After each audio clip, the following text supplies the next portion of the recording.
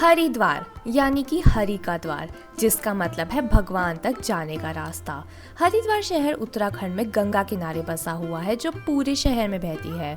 हर साल लाखों में श्रद्धालु यहाँ गंगा नदी में डुबकी लगाने आते हैं। इस शहर की बहुत ज्यादा मान्यता है क्योंकि ये हिंदुओं का बहुत ही इम्पोर्टेंट तीर्थ स्थल है। यहाँ से जुड़ी बहुत कहानियाँ हैं। माना जाता है कि शिव की जटाओं से बहकर गंगा जी यहीं से धरती पर आए थे। इधर विष्णु जी के पैर का निशान भी है और समुद्र मंथन के वक्त यहाँ अमृत की बूंदें भी गिरी थी और यहीं से ही चार धाम यात्रा की शुरुआत होती है। इस व्लॉग में मैं आपको बताऊंगी आप हरिद्वार में एक दिन में क्या कर सकते हैं। मोस्टली लोग ऋषिकेश का या आसपास का ट्रिप बनाते हुए साथ में हरिद्वार को भी वन डे के लिए ऐड कर लेते हैं। तो आइए हरिद्वार का सफर शुरू करते हैं। अब हरिद्वार कैसे पहुंचा जाए? यहाँ के लिए आपको दिल्ली या चंडीगढ़ से easily direct trains as well as buses मिल जाएंगी। नियरेस्ट एयरपोर्ट देहरादून एयरपोर्ट है, जो यहाँ से 38 किलोमीटर्स दूर है। इंटरसिटी आप इजीली ऑटोज या टुक टुक हायर करके घूम सकते हो, एज इनके चार्जेस भी काफ़ी नॉमिनल हैं। मैं अपने घर लुधियाना से सुबह 7 बजे निकली थी और हरिद्वार 2-3 बजे तक पहुंच गई थी। सबसे पहले आप पहुंच के अपने स्टे में चेक इन कर लीजिए। मेरा स्टे था प्रार्थना आश्रम में। आश्रम्स में मोस्टली फैमिलीज रह सकती हैं एंड बैचलर्स अलाउड नहीं होते हैं। मैं अपनी फैमिली के साथ ट्रैवल कर रही थी, तो हमने यहाँ स्टे बुक किया, जो हर की पौड़ी के पास ही है। यहाँ पे पर पर्सन 400 रुपीज़ का स्टे मिल जाता है, जिसमें फूड एंड टी सब इंक्लूडेड होता है। So ashrams are a budget friendly option and rooms भी ओकेश होते हैं इस बजट में। बस इस बात का ध्यान रखना कि आश्रम्स के द्वार रात में जल्दी बंद हो जाते हैं, फिर बाद में एंट्री भी नहीं मिलती। चेक इन करके हम पास की मार्केट एक्सप्लोर करने चले गए और वहीं से हमने लंच किया। उसके बाद हम निकल गए हर की पौड़ी के लिए। यहाँ पहुँचने के लिए आपको ऑटो लेना होगा भीमकोटा तक। भीमकोटा इस जगह का नाम है जहाँ भीम जी का गोटा लगा था और यहाँ एक पॉन्ड बन गया था। यहाँ से आपको एक और ऑटो लेना होगा हर की पौड़ी तक, या फिर यहाँ से आप पैदल भी जा सकते हैं। पूरी मार्केट क्रॉस करके आप फाइनली पहुंच जाएंगे हर की पौड़ी। सबसे पहले आपको बाहर ही अपने जूते चप्पल रख देने हैं, उसके बाद ही आप अंदर जा सकते हैं। तो ये है हरिद्वार का मेन स्पॉट, हर की पौड़ी। यहीं पे भगवान विष्णु के पैर का निशान है, जो गंगा के नीचे जमीन पर है। इसलिए इस जगह का नाम पड़ा है हर की पौड़ी, क्योंकि हर का मतलब है भगवान विष्णु और पौड़ी का मतलब है पैर। ये है ब्रह्मकुंड, जहाँ गंगा जी में डुबकी लगाना सबसे शुभ माना जाता है, क्योंकि यहीं पर समुद्र मंथन के वक्त अमृत की कुछ बूंदें गिरी थी। इस कारण यहाँ कुंभ का मेला भी लगता है हर 12 साल में। तो हर की पौड़ी पहुंच के आप पहले यहाँ घूम सकते हैं एंड यहाँ की ओवरऑल स्पिरिचुअल वाइब्स को एंजॉय कर सकते हैं, और उसके बाद लगाना गंगा जी में डुबकी। यहाँ का पानी गर्मियों में भी काफी ठंडा होता है, पर एक बार डुबकी लगा के ठीक लगता है। नदी में डुबकी लगा के सच में लगता है कि आपकी आत्मा ही फ्रेश हो गई है। पर नदी के बहाव का ध्यान जरूर रखना और कोशिश करिए कि चेन्स की मदद से ही पानी में उतरिए, और जब बैलेंस बन जाए तो चेन्स छोड़ दो, वरना पकड़ के ही रखो, क्योंकि कई बार बहाव बहुत तेज होता है, तो इस बात का काफी ध्यान रखना चाहिए। यहाँ फीमेल्स के लिए proper neat and clean changing rooms बने हुए हैं, तो आपको उसका टेंशन लेने की जरूरत नहीं है। यहाँ आराम से चेंज करके अब आप चलिए गंगा आरती अटेंड करने।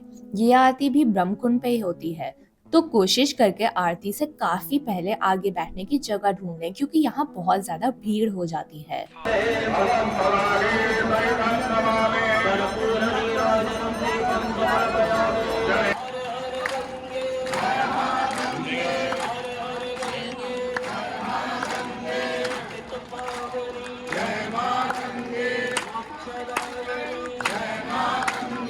फिर फाइनली आरती शुरू होती है एंड ये एक्सपीरियंस भी बहुत डिवाइन होता है।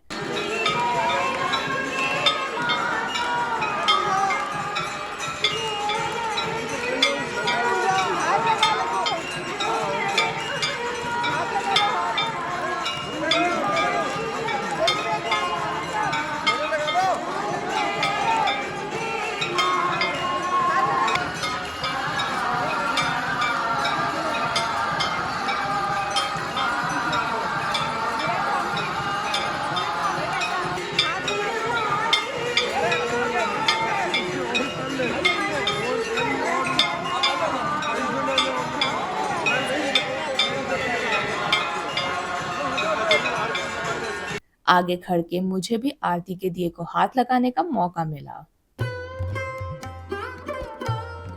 आप ब्रह्म कुंड पर खुद भी आरती कर सकते हैं, पर उसकी बुकिंग मिनिमम 15 दिन पहले करवानी पड़ती है। ऑन द स्पॉट भी मिल जाएगा, पर वो ब्रह्म कुंड से काफी दूर होगा। अंधेरा होने पर मैंने देखा कि रात को हर की पौड़ी भी अलग ही चमक उठती है, एंड रात में भी यहाँ रौनक कम नहीं होती।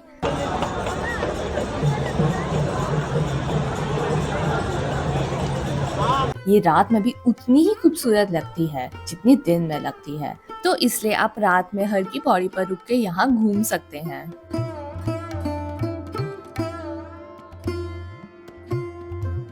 इसके बाद आप जा सकते हैं यहाँ की लोकल मार्केट एक्सप्लोर करने, जो कि हर की पौड़ी के बगल में ही है। यहाँ की मार्केट्स भी काफी बड़ी होती हैं, एंड यहाँ आपको सब कुछ मिल जाएगा, कपड़ों से लेकर मूर्तियाँ, अगरबत्ती और बहुत सारी धार्मिक चीजें।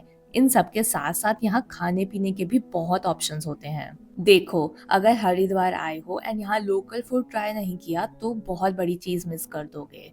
तो हमने सबसे पहले मार्केट में खाई यहाँ की फेमस रबड़ी, जो हद से ज्यादा स्वादिष्ट थी। इसलिए इधर आके हमारा देसी फूड जरूर ट्राई करना। फिर मार्केट से थोड़ी शॉपिंग करके हमने फिर से टुक टुक किया और निकल गए अपने आश्रम के लिए।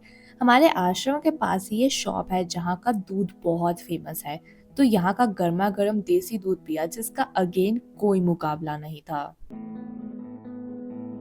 आश्रम वापस पहुंचकर हमने डिनर में सात्विक थाली का भोजन किया, जो कि बहुत स्वादिष्ट था।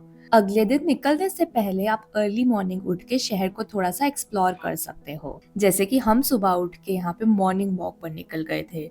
ये है यहाँ की गलियां और पुराने घर।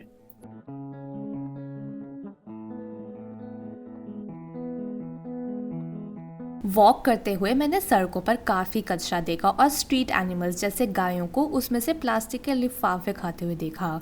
तो मेरा ट्रैवलर्स एंड इवन लोकल से भी रिक्वेस्ट है कि आप जहाँ भी जाते हैं या अपने शहर में ही कभी भी कचरा ऐसे सड़कों पर ना फेंकें, क्योंकि उससे गंदगी तो होती ही है, पर ये बेजुबान जानवर उसको खा के मर भी सकते हैं।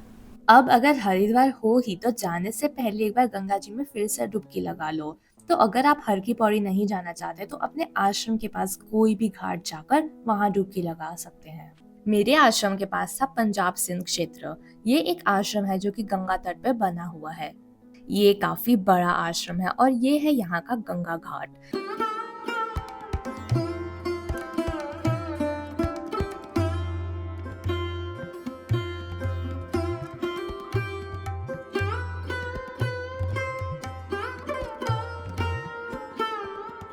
यहाँ मेल्स एंड फीमेल्स के नहाने के लिए अलग अलग स्पॉट्स हैं। यहाँ का पानी भी इतना गहरा नहीं है। जब मैं डुबकी लगाने गई तो मैं ऐसे प्रॉपर बैठ पा रही थी एंड झुक के अपने ऊपर पानी डाल पा रही थी। बट एनीवेज ये घाट भी काफी अच्छा लगा मुझे, एकदम शांत और ज्यादा लोग भी नहीं थे। यहाँ काफी देर वक्त बिताया मैंने।